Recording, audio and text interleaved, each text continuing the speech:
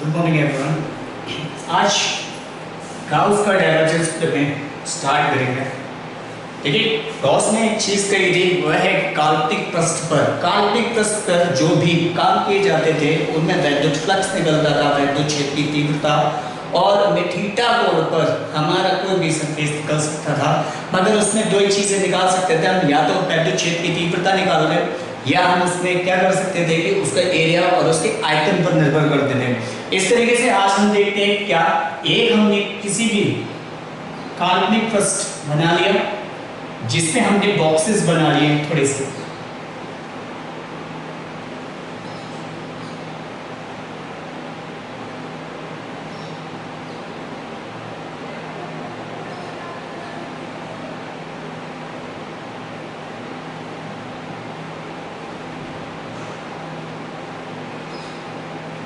इन boxes में कोई भी एक बॉक्स ले लिया हमने,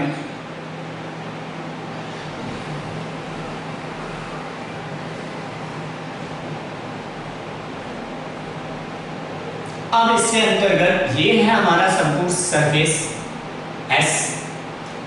अब इसके अंतर्गत अगर हम देखा जाए तो हमें एक बॉक्स मिल रहा है जो कि एक क्यूब टाइप का होता है।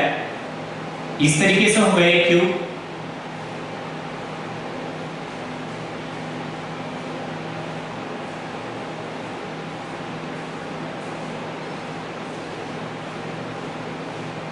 इस ट्यूब के बीच से ही हम एक रेखा खींच लेंगे, जो ये हो जाएगा हमारा AI और ये हो जाएगा हमारा DS, जो कि थीटा कोण पर वर्क करेगा। अब इसके समकक्ष में अगर देखा जाए तो हमारी परिभाषा के अनुसार क्या है कि किसी सदिश क्षेत्र में बंद पृष्ठ, फर्स्ट ऑल यहाँ पर देख लीजिए बंद पृष्ठ है, यहाँ पर भी आप देख सकते हैं बंद पृष्ठ है, के लिए सदिश क्षेत्र का पृष्ठ समाकल, सदिश क्षेत्र का हमें पृष्ठ समाकल देखना है। पृष्ठ समाकल उस सदिश क्षेत्र के डाइवर्जेंस के आयतन समाकल के तुल्य होता है। अर्थात इसमें हम क्या करेंगे, सीधी सी बात है, हमें क्या करना है कि सरफेस इंटीग्रेशन दे रखा है, हमें किसके लिए, केवल हमें सरफेस के लिए देखना है, तो हमारे ये हो जाएगा इसका टोटल प्रमाण हमारा A है, जिस पे हम वेक्टर लगा सकते हैं क्योंकि ये दिशा को निर्धारित करना है, और इसके बाद हमारा है DS वेक्टर। अब परिभाषा के अनुसार ये सरफेस इंटीग्रेशन किसके, डाइवर्जेंस के अंतर्गत उसके क्या है, आयतन समाकल के तुल्य होगा। तो इसके अकॉर्डिंग हमारे क्या होगा, सरफेस इंटीग्रेशन S, ठीक है, और इसमें क्या होगा, del dot vector A dot dv vector. इसके अकॉर्डिंग हमें कोई भी ऐसी चीज नहीं मिलेगी जो हमें, अब हमें क्या करना है कि यही हमारा फॉर्मूला है।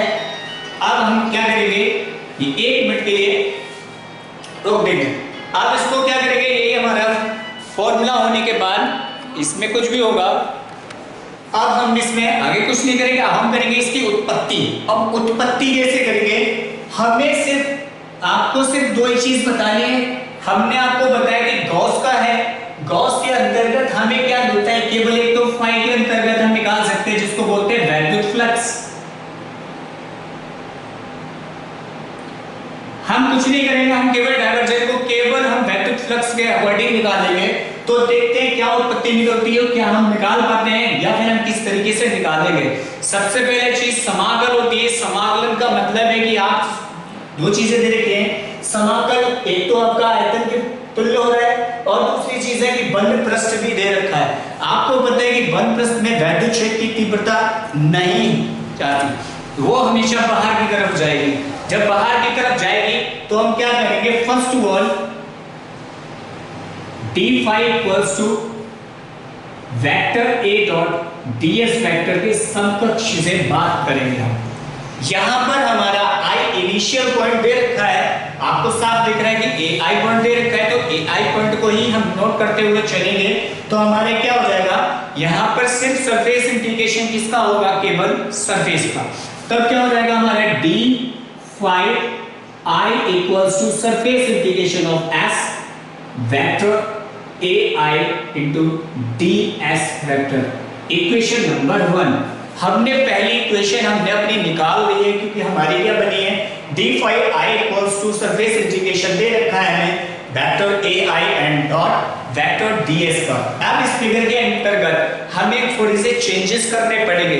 ये क्या है कि ये अल्पांश एक के लिए निकाला है, एक से ज्यादा भी है, हमारे खाने देख लो यहाँ पर जितने बॉक्सेस हैं वो ज्यादा हैं। तो अब इनको क्या करेंगे, हम निर्गत कुल जितने भी हमारे मान है यानी कि कुल वैद्युत फ्लक्स निकालेंगे। तो क्या करेंगे, कुल निर्गत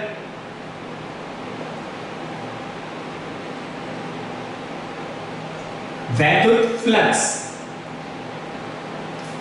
अब कुल निर्गत वैद्युत फ्लक्स है तो हम क्या करते हैं कि हम सिग्मा का प्रयोग करेंगे। किसका करेंगे, सिग्मा का प्रयोग। तो सिग्मा के लिए क्या है, इनिशियल पॉइंट दे रखा है तो यहां पर सिर्फ एक ही चेंज हो जाएगा, sigma I D phi I equals to sigma I surface integration of S A I vector and D S vector. Equation number 2 हमारी दो इक्वेशन हो गई। दोनों इक्वेशन में सीधी सीधी सी बात दे रखी है कि इसमें पृष्ठ जो दे रखा है हमारा वो एस है और पृष्ठ के अंतर्गत ही हमने अपने चेंजेस कराए हैं जिनमें हमने अपने संपूर्ण वैद्युत फ्लक्स का मान हर बॉक्सेस से प्राप्त कर लिया है। अब इसके बाद हमें डायवर्जेंस थ्योरम लगानी है।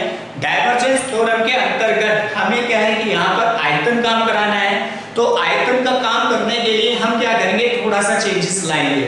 चेंजेस लाने के लिए मैंने आपको बताया था कि या तो डेल का प्रयोग होगा या डेल्टा का प्रयोग करते हैं। तो डेल का हम प्रयोग करेंगे। डेल का प्रयोग किस तरीके से करेंगे, आयतन के समकक्ष हम प्रयोग करेंगे और आयतन हमारा निकालने के लिए हम क्या करेंगे, सीधे सीधे ds पार्टिकल्स को यानी कि I इनिशियल पार्टिकल्स को पहले लेंगे और उसके बाद आगे बढ़ा के हम उस तरीके से प्रक्रिया को दोहराते रहेंगे। तो अब क्या करें हम, इसके अंतर्गत अब ये चेंजेस हो गया तब क्या करेंगे, सीधे से लिख देंगे डाइवर्जेंस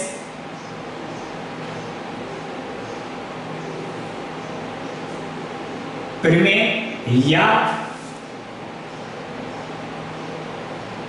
परिभाषा के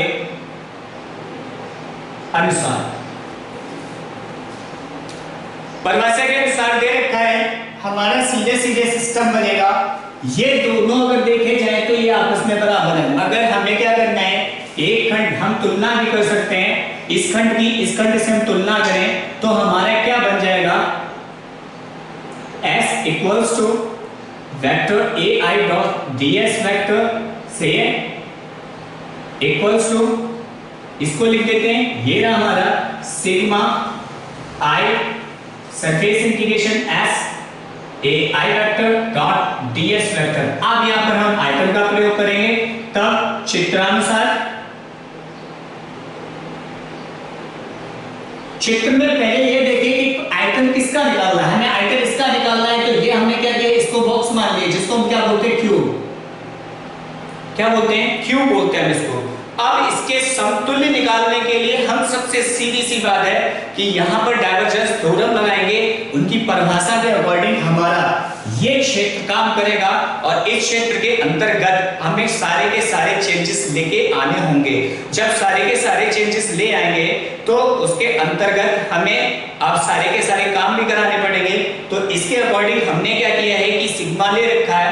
अब इसमें हम क्या करते हैं, हम चेंजेस करते हैं। तो डायरेक्ट चेंजेस करें तो फिर उससे भी निकल आएगा, अगर हम चाहें तो बिना चेंजेस के लिए भी निकाल सकते हैं। चित्रानुसार हमने क्या किया है, S I vector dot D S vector equals to, ठीक है sir.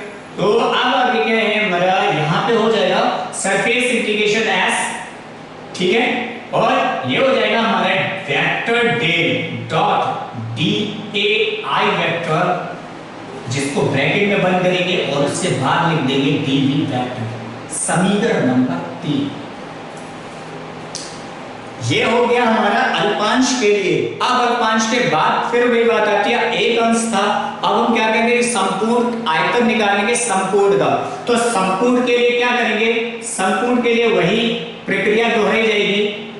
A vector A dot D S vector equals to sigma initial basement surface integration S vector del dot D A vector dot D V vector. Initial है, आई लग गई, यहां पर भी आई लगा, सॉरी यहां पे लगा दीजिए बस। अब इसके बाद लास्ट स्टेप हमारा बनता है, वह क्या है, कि यदि हम dv इक्वल्स टू या dvi इक्वल्स टू 0 रख दें, क्योंकि उपरोक्त को हम निम्न प्रकार से व्यक्त कर सकते थे, परिभाषा के अनुसार हमें वही प्रक्रिया दोहरानी है। तो यहाँ पे हम क्या करते हैं, dvi इक्वल्स टू 0 रखते हैं उपरोक्त में। तो हमारा फाइनली क्या मिलता है, surface integration of s vector a dot ds vector equals to surface integration del into a vector dot dv vector. ये हमारी उत्पत्ति हो गई। हम इसी को बोलते हैं, यही है हमारा गाउस का डाइवर्जेंस प्रमेय। समीकरण नंबर 4, उपरोक्त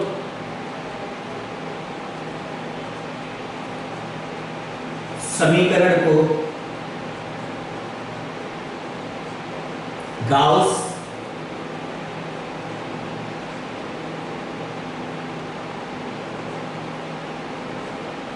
का डाइवर्जेंस,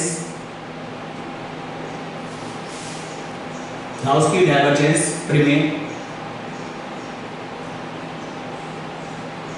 कहते हैं। हमने सिद्ध कर दिया। इसी प्रकार आगे के लिए अगर मान के चलिए यहाँ तो आयतन था, अगर हम दाब दिया जाता तो हम क्या करते, डाइवर्जेंस यानी कि डाइवर्ट किसी भी चीज का प्राथमिक तौर पर उसको डाइवर्ट कर देना, यानी कि एक स्थिति से दूसरी स्थिति में लेके आना।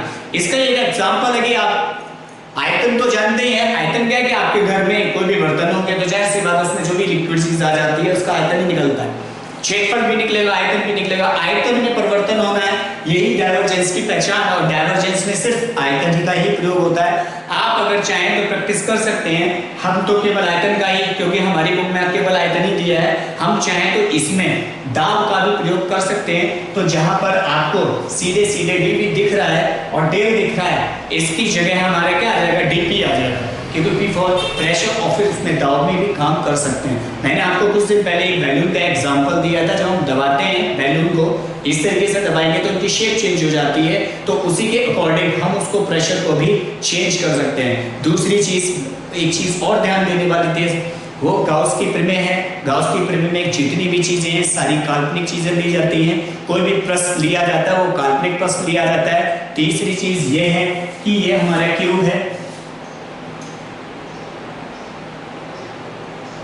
इस क्यूब में, इसको क्यूब बोलते हैं, इस क्यूब में 6 फलक होते हैं और प्रत्येक एक फलक का मान निकालने के बाद बाकी के 6 फलक निकाल सकते हैं। और गॉस के नियमानुसार जो एक फलक का मान होगा बाकी के भी एक फलकों का मान सदैव निर्धारित रहेगा, निश्चित रहेगा, वही मान निकल के आएगा। ये बात हो गई हमारी डाइवर्जेंस प्रमेय, खत्म हो गई। अब बात आती है गॉस की प्रमेय। हम सिद्ध करेंगे किससे, आप बताइए किससे, व्युत्क्रम वर्ग से। व्युत्क्रम वर्ग होता है हमेशा 1/में, यानी कि कह सकते हैं संपूर्ण हिस्से का 1। अब वही चीज करते हैं, तब तक आप इस पे गौर करिए।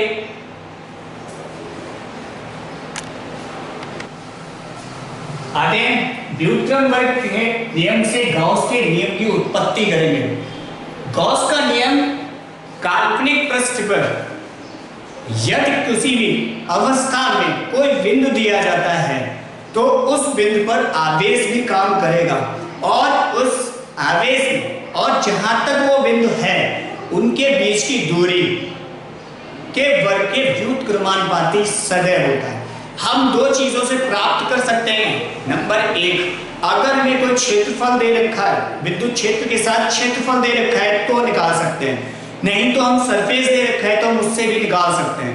मगर सबसे जरूरी चीज और सबसे जरूरी बात वो ये है कि हमारा वैद्युत फ्लक्स माध्यम जरूर आएगा। पहले फिगर की तरफ चलते हैं। तो फिगर हमारा पहले बनाते हैं काल्पनिक प्रश्न। ये हमारा कोई काल्पनिक पृष्ठ है जिसमें हमारा पॉइंट है O, यहां से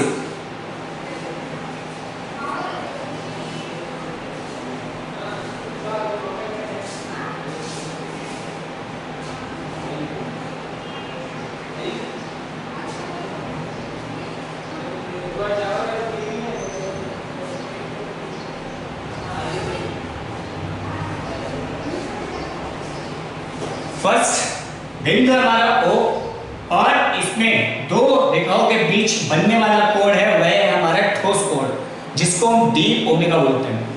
आगे जाके हमें एक बिंदु मिलता है P, और सीधी रेखा में जाती है वेक्टर E, जिसको बोलते हैं वैद्युत क्षेत्र की तीव्रता। ये हमारा सरफेस ds। अब हमें इसी पर प्राप्त करना है क्या, गॉस की प्रीमिस सिद्ध करनी है। O से लेकर P तक की बिंदु की दूरी हमने सदिश का मान दे रखा है वेक्टर r। इसका एक चित्र अगर उठाया जाए तो एक चित्र हमारा कोन की टाइप का होता है, इस तरीके का, जिसमें बिंदु सामने दे रखा है वेक्टर E, P और ds, और जिसको थीटा बोलते हैं, काटा गया है। दोनों फिगर के माध्यम से हम क्या करेंगे, शुरुआत करते हैं पहली चीज, किसी पहले परिभाषा लिख लेते हैं। हमारा बिंदु है P, किसी बिंदु P पर, अब आवेश क्या है हमारा प्लस Q, ठीक है। तो किसी बिंदु P पर आवेश Q के कारण वैद्युत क्षेत्र का मान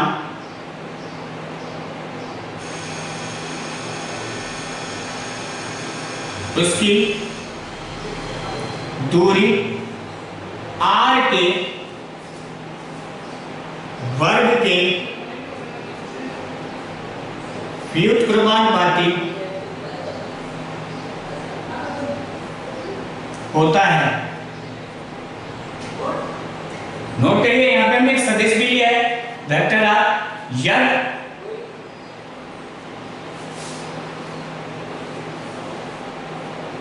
सदिश वेक्टर r है तब वैद्युत क्षेत्र प्राप्त करते हैं। ये हो जाएगा हमारा vector E equals to 1/4 pi epsilon dot q upon r square into vector r। इसे मान लेते हैं समीकरण नंबर 1। वेक्टर r यहाँ पे क्या है, सदिश का मान है, इसलिए हमें कोई दिक्कत नहीं है। अब बात आती है हमारी वैद्युत फ्लक्स की। सबसे पहली बात, संपूर्ण क्षेत्रफल हमारा क्या है, सॉरी सरफेस क्या है, S। अब इसके अकॉर्डिंग हम क्या निकालेंगे, वैद्युत फ्लक्स का मान निकालेंगे। तो फाई से d phi equals to vector E, चित्र के अनुसार निकालेंगे तो cos थीटा दे रखा है, क्योंकि क्षैतिज तल पर वर्ग हो रहा है ऊर्ध्वाधर दिशा में, तो ये हो जाएगा vector E dot cos theta into ds। समीकरण नंबर 2। फ्लक्स भी निकाल दिया हमने और वेक्टर E का मान भी निकाल दिया हमने। अब हम क्या करेंगे कि यहाँ पर यदि बिंदु हमारा P है, क्योंकि हमने साफ लिख रखा है कि P है बिंदु, तो बिंदु P के लिए थीटा बराबर 0 अंश, ठीक है। तो थीटा बराबर रख देंगे तो ये हो जाएगा हमारा d phi equals to vector E into ds vector. समीकरण नंबर 3। आते हैं भाई आगे की तरफ। समीकरण 3 में E का मान दे रखा है और हमें फर्स्ट में E का मान पहले से ही पता है, तो हम क्या करेंगे, वेक्टर E का मान समीकरण 1 से रखने पर रखेंगे, इसमें मान रखेंगे तो ये हमारा हो जाएगा d phi equals to 1/4 pi epsilon dot q upon r square dot vector r into ds vector. समीकरण नंबर 4। आपको पहले भी बताया गया था कि सदिश की दिशाओं के अंतर्गत हमारा जो परिमाण निकला था उसके अंतर्गत हम लगाएंगे, अब परिमाण निकाल के लगाएंगे, क्या लगाएंगे, यहां यानी कि here vector r dot ds vector equals to था, क्या था, ds cos थीटा। यही मान था हमारे पास, तो हम क्या करेंगे, इसको उठा के क्या करेंगे, समीकरण नंबर 4 में रख देंगे। सही है, समीकरण 4 में रखने पर समीकरण 4 में रख दिया तो ये हमारा हो गया D phi equals to 1/4 q, या फिर q यहां छोड़ के यहां लगा देते q dot ds cos theta upon r square. समीकरण नंबर 5। समीकरण 5 में ds cos theta upon r square बराबर d ओमेगा। ये क्या था हमारा कोण? कौन सा कोण था? ठोस कोण।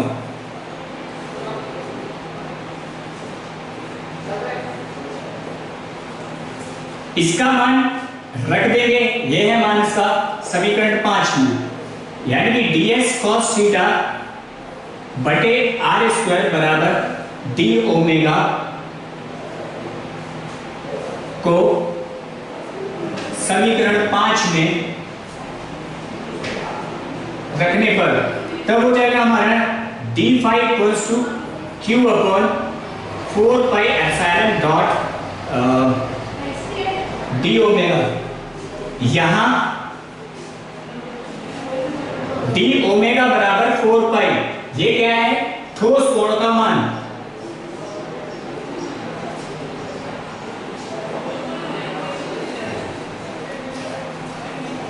आपने कल ही निकाला था, ठोस कोण का मान है, तो अब रख देंगे, तब कंडीशन चेंज हो जाएगी हमारी। ये हो जाएगी phi equals to Q upon 4 pi epsilon dot 4 pi. 4 pi से 4 pi cancel out, so now we have got it a Q upon epsilon. Yes, परिभाषा के अनुसार वैद्युत फ्लक्स सदैव बराबर होता है किसके? आवेश के, और उनके साथ एप्सिलॉन 1/एप्सिलॉन नॉट के गुणात्मक, यानी कि क्या कह सकते हैं हम, गुणात्मक मान के बराबर होता है। दूसरी चीज, गॉस ने एक चीज और कही थी, इनके वही बात मैंने फलक आपको बताए थे, एक फलक में जितना मान होगा वो बाकी के पांचों फलकों में उतना ही मान होगा।